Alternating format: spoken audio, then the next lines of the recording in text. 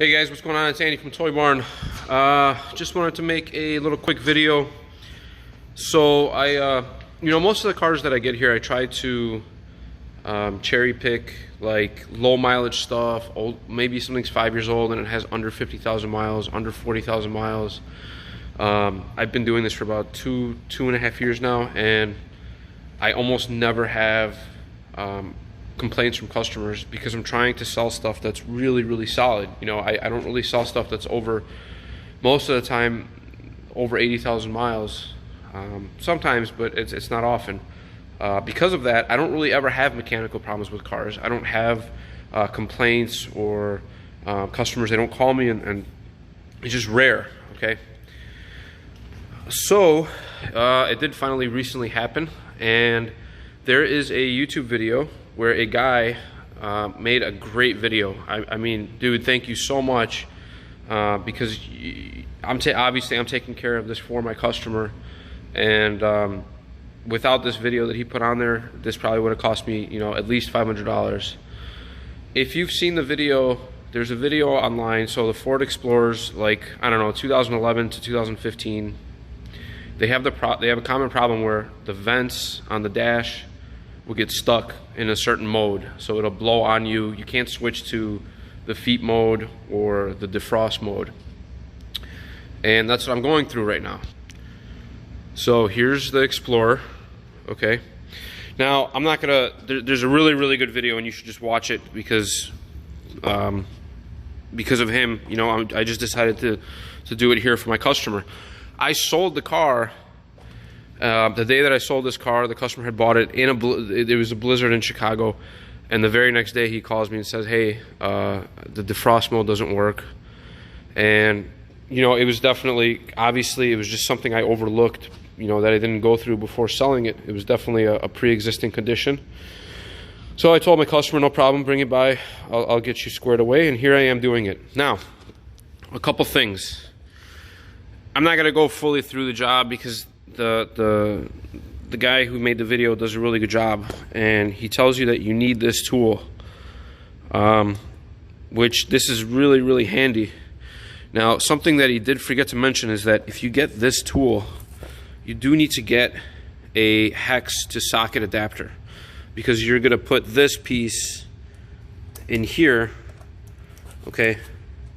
And then let's say here's your socket, here's your 5/16 that he was describing, and you need to be able to drive a socket. Okay, that's how this works. All right. Maybe I missed it somewhere in the video, but if I don't recall, Oh, hold on. Let me just put that down. That was kind of tight because this is a brand new piece. So you need like a hex to socket adapter, and I would recommend getting a really short one. So like, Harbor Freight or like most hardware stores, they have them a little bit longer because you can drive, you can put them in here and drive them, but they're longer. The whole point of this tool is to be low profile and work in tight places. So you probably want to get a really short one. This is the one that I ordered off eBay. I'm sure you can find it. Okay. Now, the only thing, while I am super grateful, I'm super grateful that I learned about this tool from that video, because I can definitely see how this will be just forever useful. I mean, to just get into a really tight spot, this is fantastic. But I have been doing this entire job with just I have gotten this done so far with just a long extension and a quarter swivel. You don't have to get this. It definitely, there's more than one way to skin a cat. You can use this and get the socket adapter, or you can just use, plus I'm using this, and this extension is probably too long. You can use a shorter one. I just can't find my short one in the shop right now, so I kind of just grabbed whatever I got, and I got in there. I got it out. This is the old one. I'm trying not to mix it up. It's got the mark on it. Yeah, so it's the assembly mark. The new one's in the car. Now, the only other piece of advice that anybody who's doing this, where's the new one? There's the new one.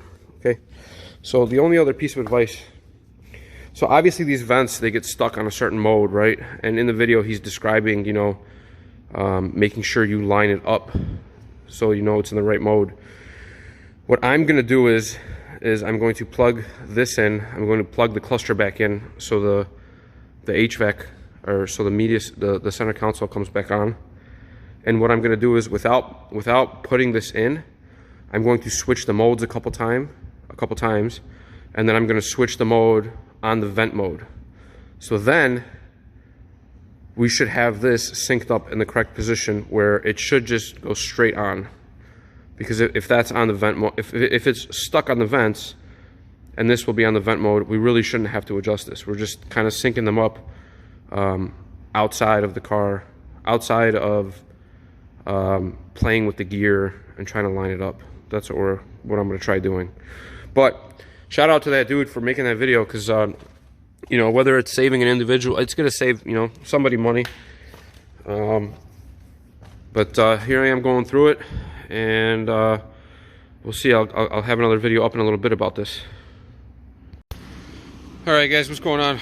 All right, I'm not really gonna edit this video. I'm just gonna clip everything together. So the idea of me plugging this in, this is the old one. The idea of me plugging it in and just putting it on the, you know, cycling a couple of modes and then plugging it into the mode that it was broken on and hoping it would just slide in, that didn't work out. The reason why that didn't work out is when you turn this car off, or before you even turn it on, this does like a little rain dance mode where I don't know what it's doing back there. Maybe it's closing it and then opening it, but it does something. This moves just by turning the ignition on and off without having a mode selected. So the easiest way that I just found to get this on is I kind of got it close. I kind of mounted it close in there, and it was loose, and I just pressed the ignition a couple times, and I was putting a little bit of light pressure on it, and obviously as soon as it lined up, it just slid in forward. That was the easiest way to get it on. I didn't really have to mark anything. So like you see, like, so the sprocket, it's got a different keyway. It goes on only one way. You see that? Now, another piece of advice is, whether you choose to use whatever method you choose to use, whether you just use a swivel and an extension, or you bought this tool that guy recommended, here's a little trick. I used a hot glue gun, and I was just putting a little bit of hot glue on these screws so I can, you know, I can at least get in wherever I need to get into, and then turn it a couple times, and then the hot glue just breaks off.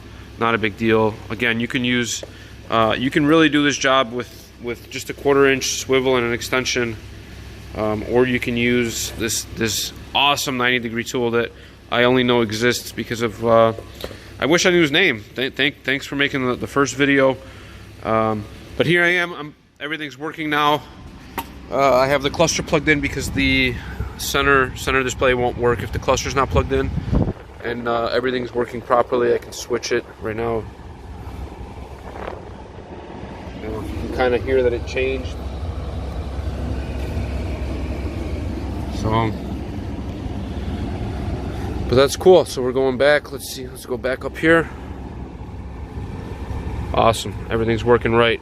So again, you know, thanks to the original person who knew what the problem with this was. I'm glad I can take care of my customer and he can be happy.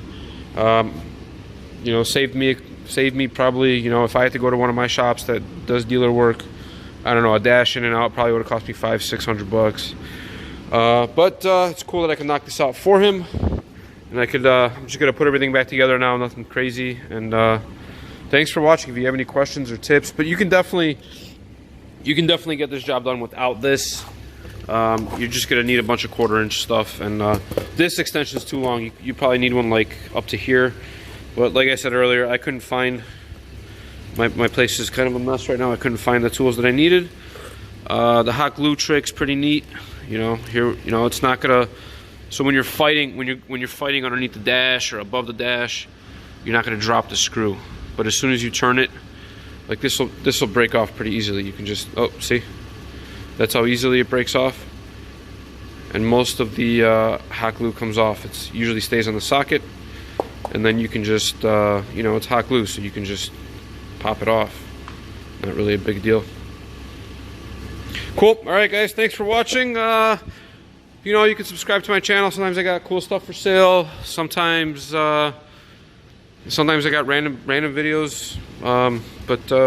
Yeah, any questions or comments, let me know. We sell a ton of Ford Explorer Sports. I think they're badass cars. It's cool to get an SUV that's a 3.5 twin turbo. They've been very reliable to, you know, I drive a lot of the cars we sell. We've never had a problem. All right, dude. Thanks for watching.